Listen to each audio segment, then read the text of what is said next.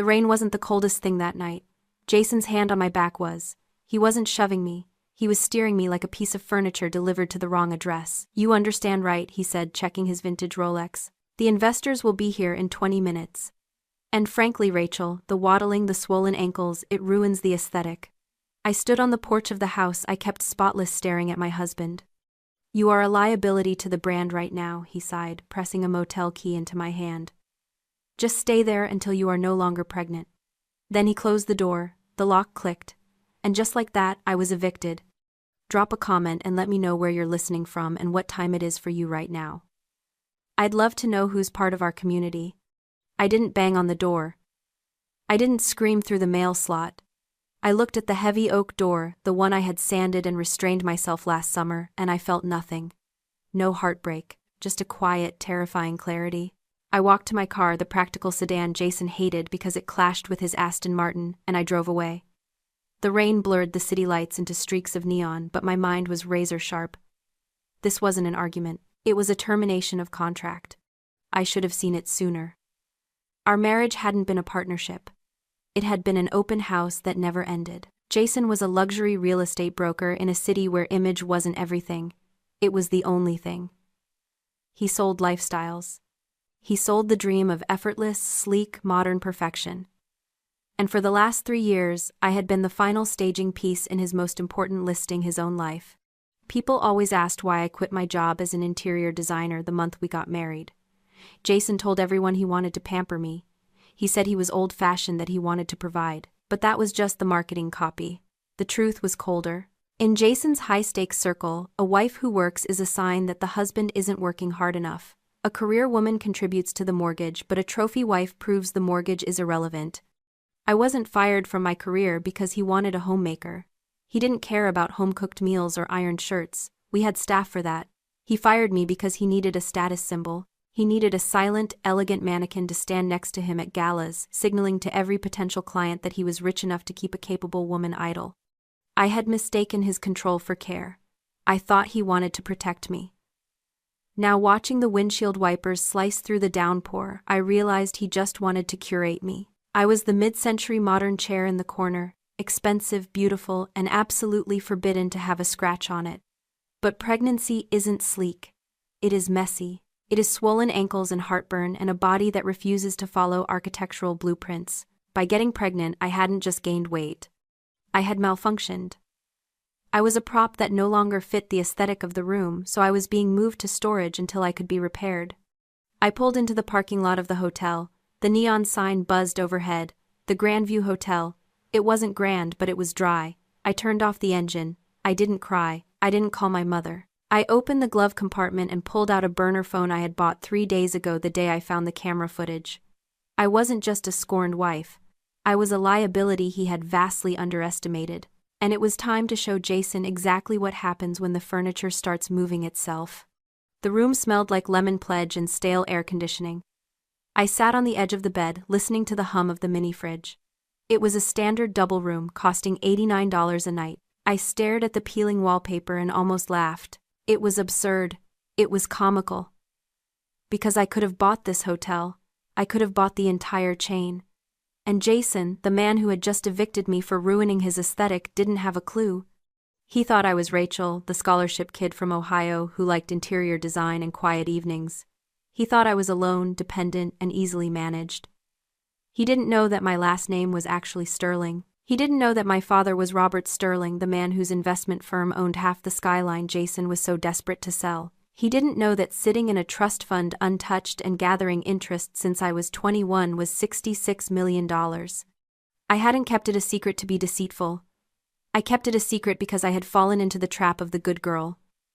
Growing up, I saw how people looked at my father. They didn't see a person. They saw a bank account. They saw leverage. I wanted to be loved for the things that couldn't be itemized on a ledger. I wanted to believe that if I brought nothing to the table but my heart and my hands and someone loved me anyway, it would be real. So I wore my modesty like a badge of honor. I let Jason pay the mortgage. I let him lecture me about budgeting for groceries. I bit my tongue when he bragged about his commissions, pretending his $50,000 checks were life-changing money while I had quarterly dividends that dwarfed his annual salary. I told myself I was being noble. I told myself I was building a foundation of trust based on character, not capital. I was wrong. I wasn't building trust. I was building a cage. By making myself small, by hiding my power, I hadn't found a man who loved me for me. I had found a man who loved that I was manageable. Jason didn't love my simplicity. He loved my dependency. The good girl narrative was just golden handcuffs I had slipped onto my own wrists. I thought if I was perfect enough, quiet enough, and supportive enough, I would earn his loyalty. But you cannot earn the loyalty of a man who views people as inventory. I looked at my reflection in the dark television screen. The good girl was gone. She had been left on a porch in the rain. The woman sitting in this hotel room was done testing herself. I didn't need to prove I could survive without my inheritance anymore. I had done that. I had survived his ego, his neglect, and his cruelty. Now it was time to stop surviving and start liquidating. I reached for my bag and pulled out the laptop I had salvaged. I wasn't going to call my father crying. I wasn't going to ask for a rescue. I was going to log into the accounts I hadn't touched in 4 years. I typed in the password. The screen illuminated my face with the blue light of 8-figure balances. Jason wanted to play in the big leagues. He wanted to impress the titans of industry. Fine. He was about to meet one. And she was very, very angry. 3 days later, I was back in the house. Not physically, I wouldn't set foot in that mausoleum again without a hazmat suit, but digitally. Before leaving, I had installed a nanny cam in the nursery. It was a high-end model, motion-activated with cloud storage. I had bought it hoping to watch my baby sleep. Now I was using it to watch my marriage die. I sat in the hotel room, laptop open, scrolling through the alerts. Motion detected nursery. 2:14 p.m. I clicked play. The video stream loaded. The room was soft yellow, painted just last week. The crib I had assembled myself stood in the corner. But the room wasn't empty. Jason was there, and he wasn't alone. Kimberly was with him. I knew her. She was a fitness influencer Jason sometimes hired to stage his listings, a woman whose entire personality was a curated Instagram feed of green juice and ab workouts. She was leaning against the changing table, laughing. "It's so beige," she said, trailing a manicured hand over the mobile I had hand-stitched. "Are you really going to keep this?" Jason laughed, a sound that made my stomach turn. He was pacing the room, checking his phone. "God, no. The whole room is a waste of square footage. Do you know how much a home office adds to the resale value in this zip code?" But Rachel insisted. "The baby needs a sanctuary." He mimicked my voice, making it sound shrill and demanding. "She's so nesting," Kimberly giggled. "It's kind of sad." "It's exhausting," Jason corrected. He walked over to the crib and kicked it lightly. "Look at this thing. It's huge. Where am I supposed to put my Peloton?" "Seriously, Kim, the kid isn't even here yet, and it's already taking up all the space. It's going to ruin my sleep schedule. It's going to ruin the vibe of the house. I didn't sign up for a roommate who cries and shits itself." I froze. I rewound the video. It's going to ruin the vibe. It wasn't just cruelty. It was something deeper, something twisted. Jason didn't just resent the inconvenience of a baby. He resented the baby's existence. In his world, there was only room for one star, one focal point, one person whose needs mattered. A baby wasn't a joy. It was a competitor. It was a tiny, demanding rival that would steal the attention he believed was rightfully his. He wasn't afraid of being a bad father. He was afraid of being upstaged. This was what psychologists called a narcissistic injury. The pregnancy had shifted the spotlight from him to me and eventually to the child. And he couldn't handle it. That's why he called me a liability. That's why he evicted me. Because I was no longer reflecting his glory. I was growing something that would eclipse it. I watched Kimberly pull him into a kiss right there in the middle of the nursery, disrespecting the only pure space in that entire house. But I didn't feel jealousy. I felt a cold, hard resolve clicking into place like a safety latch being removed from a weapon. He hated the baby because it threatened his ego. He hated me because I was no longer a perfect mirror. He thought he was the king of his little castle surrounded by admirers and props. He didn't realize the castle was built on sand and the tide was coming in fast. I closed the laptop. I wasn't sad anymore. I was ready. He wanted to protect his precious spotlight. Fine. I was about to turn the stage lights up so high they would burn him alive. My phone felt heavy in my hand, not with hesitation, but with the weight of the weapon I was about to fire. I dialed the number I hadn't called in 4 years. It rang once. Rachel, my father's voice was rough, surprised. Is everything okay? No, I said, my voice steady. But it's going to be. I don't need you to come get me, Dad. And I don't need a loan. I need to make a business transaction. What kind of transaction? A hostile takeover, I said. I want to buy the Summit penthouse. And I want Jason to be the broker.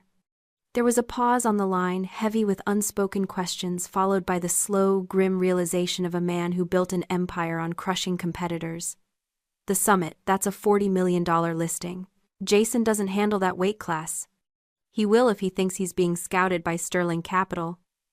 I want him to believe he's landed the whale. I want him to taste that commission. I want him to spend it in his head before he even signs the contract. And then when he's leveraged everything he has to close the deal, I want to walk into the room. Consider it done, my father said. The warmth in his voice was gone, replaced by the steel of the CEO. I'll have Marcus call him within the hour. The Trojan horse is ready. I hung up. It wasn't a conversation between a father and daughter. It was a strategy session between majority shareholders. The trap was set beautifully. Marcus, my father's CFO, made the call at 9 a.m. sharp. He played the part perfectly, the impatient, high-powered executive representing a mystery buyer who valued privacy above all else. He told Jason that the buyer wanted the Summit penthouse cash offer, no contingencies, but demanded a broker who could handle exclusive high-velocity demands. I didn't need a nanny cam to know how Jason reacted. I knew him. He would have taken the call in his home office, probably leaning back in his chair trying to sound bored while his heart hammered against his ribs. This was the deal he had spent his life chasing. $1 million commission in a single afternoon. It was his ticket to the big leagues. It was validation. And true to form, Jason let his greed do the heavy lifting. Marcus told him the buyer required a good faith gesture, exclusive access to the property for the signing stage, to specific exorbitant standards paid for upfront by the broker to demonstrate commitment to the luxury standard. It was a test, Marcus said. A test of liquidity and class. Jason didn't have the liquidity. But he had the ego. I watched the movement on our joint accounts, the ones he thought I was too stupid to monitor. He drained the savings. He maxed out the business line of credit. He even took a high-interest short-term loan against the equity of the firm he worked for, likely forging a signature or two, convinced that the commission check would clear in 48 hours and cover the crater he was digging. He spent nearly $80,000 in 24 hours booking florists, caterers, and renting high-end art to stage a penthouse that didn't need staging. He was leveraging assets he didn't have to impress a client who didn't exist.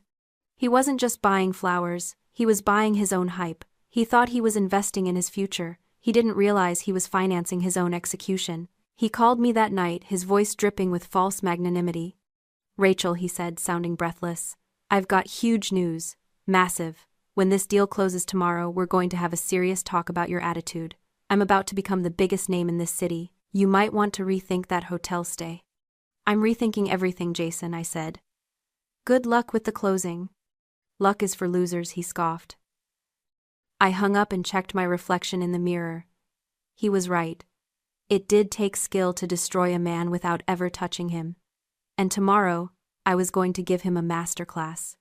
The boardroom of the Summit Tower felt less like a meeting space and more like a predator's observation deck.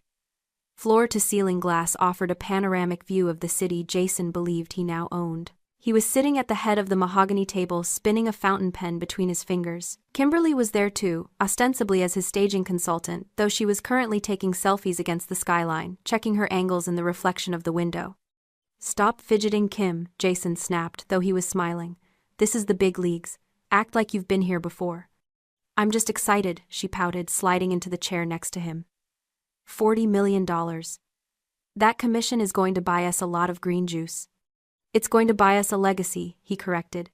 He checked his watch. They're late. Typical power move. Make the broker sweat. He laughed, leaning back, putting his feet up on the edge of the $3,000 chair. Let them play their games. I've got the staging perfect. I fronted the costs. I proved I'm the only one in this city with the liquidity to handle a deal this size. Once they sign, I'm untouchable. The double doors opened. Jason swung his legs down, straightening his tie. Marcus walked in. He was a man who looked like he was carved out of granite, gray suit, gray hair, gray expression. He didn't look at Jason. He didn't look at Kimberly. He placed a single file folder on the table. "Mr. Sterling," Jason said, standing up, extending a hand. "Pleasure. As you can see, the unit is pristine.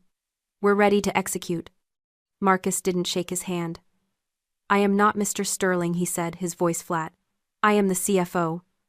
Mr. Sterling does not attend residential closings. However, the principal owner of the holding company insisted on being here personally to review the final contingencies." Jason blinked his smile, faltering for a microsecond. "The owner? Of the building?" "Of the company buying it," Marcus corrected.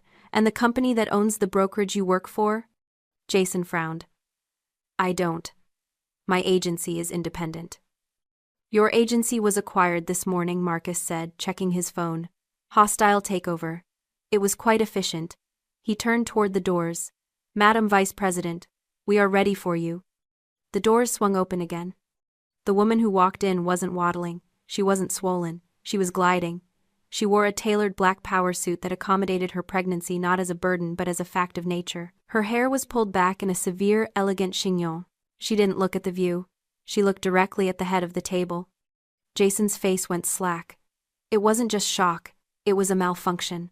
He looked from Marcus to the woman, his brain failing to bridge the gap between the weeping wife he'd evicted and the titan standing before him.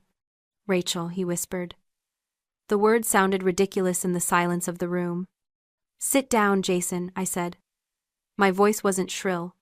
It wasn't the voice of the woman who asked permission to buy organic milk. It was the voice of the majority shareholder. What are you doing here?" He looked frantically at Kimberly, who had frozen mid-selfie. "This is a private closing. You can't be here." "I told you you're a liability." "I'm not a liability," I interrupted, walking to the head of the table. "I'm the vice president of Sterling Capital. And I'm the one buying this penthouse." I reached into the folder Marcus had laid down. I didn't pull out a real estate contract. I pulled out a thick stack of documents stapled with blue legal paper. "You wanted to impress the client, Jason. You wanted to show you had skin in the game." I slid the papers across the mahogany. They stopped exactly at the edge of the table right in front of him. "Congratulations, you have our attention." He stared at the papers. "That," I said, pointing to the top document, "is a summary of the $80,000 you embezzled from your firm's escrow account to pay for the staging of this unit. Fraud, Jason. It's a felony." His face drained of color. I was going to put it back. Once the commission cleared." "There is no commission," I said. "Because there is no deal. Sterling Capital isn't buying this unit from you. We already own the building. We just acquired the debt on your agency, which means we now own the audit trail of every illegal loan you took out in the last 48 hours. I motioned to Marcus. "Show him the rest." Marcus stepped forward. "We have also notified the licensing board. Your broker's license has been suspended pending investigation. And the short-term loan you secured against your personal assets, that was through a subsidiary of ours." Immediately. Jason stood up his chair, scraping violently against the floor. "Rachel, stop. Stop this. I did this for us. I wanted to be big for us. You can't destroy me because I was ambitious." "I'm not destroying you because you were ambitious," I said, my voice dropping an octave. "I'm evicting you because you were cruel." I placed the second document on the table. "Divorce papers. You called our child a liability. You called me furniture. You brought her," I gestured to Kimberly, who was now shrinking into her chair, "into our nursery. You treated your life like a showroom and your family like props. Well, the lease is up." I leaned over the table, getting close enough that he could see the clarity in my eyes. "You aren't a broker anymore, Jason. You aren't a husband. You are a bad investment. And I am liquidating." "You can't do this," he stammered, looking around the room as if an audience might save him. "I'm Jason Miller. I'm a brand." "You're a tenant," I corrected, "and you have 24 hours to vacate my property. All of it." I turned to Marcus. "Have security escort them out. And Marcus, have the nursery repainted. The vibe in there is terrible." I turned and walked out of the boardroom without looking back. I didn't need to see the ruin. I had already seen the blueprints. The fallout was swift, brutal, and entirely public. In the world of high-stakes real estate, reputation is currency, and Jason had just filed for bankruptcy. By the time he reached the lobby of the Summit Tower, his agency had already drafted his termination letter. Gross misconduct, attempted fraud, breach of fiduciary duty. The labels stuck to him like tar. The brand of Jason Miller wasn't just damaged, it was liquidated. I heard he tried to spin it for a few weeks. He told people he was going independent, that he was pivoting to consulting, but the city knew, the developers knew, and without the access, without the credit lines, without the showroom wife to anchor his image, he simply faded. He lost the Aston Martin, he lost the condo. Kimberly moved on to a personal trainer with a larger following before the first credit card bill bounced. Jason was left with exactly what he had brought to the table, an empty suit and an ego that couldn't pay the rent. 6 months later, my life looks very different. I am sitting on the floor of my living room. It isn't a penthouse, it's a sprawling older house, with creaky floorboards and a garden that needs weeding. There is a pile of laundry on the sofa. There are brightly colored blocks scattered across the rug. It isn't sleek. It isn't beige. It is messy, chaotic, and vibrant. And it is mine. I look down at the baby in my arms. Leo. He is drooling on my silk blouse, and I don't care. I don't worry about the aesthetic. I don't worry about the vibe. I worry about the quarterly reports for the Sterling Foundation, which I am now running, and I worry about whether Leo is warm enough. My father comes over on Sundays. He doesn't talk about business much anymore. He sits on the floor and builds block towers, trying to make his grandson laugh. He told me once that he regretted teaching me to be quiet. He said he should have taught me to roar. I told him I didn't need to roar. I just needed to stop whispering. I often think about the woman who sat in that hotel room, terrified and pregnant, calculating her worth based on how well she could hide her power. I want to tell her that the good girl trophy she was polishing was actually a participation award for her own erasure. I want to tell her that love isn't about fitting into someone else's blueprint. I realized something during the eviction of my husband. There is a difference between net worth and self-worth. My net worth was always high, hidden in trust funds and portfolios. But my self-worth had been in the negatives because I believed that being low maintenance was a virtue. It isn't. It is an invitation for people like Jason to treat you like a fixture. I am not low maintenance anymore. I am high standards. I don't shrink to fit the room. I buy the building. And if anyone ever tells me again that I am taking up too much space or that my reality is ruining their aesthetic, I won't apologize. I will show them the door. Sometimes the people who claim to love us are just loving the space we take up in their showroom. Share this story if you've ever had to reclaim your own worth. You are not furniture,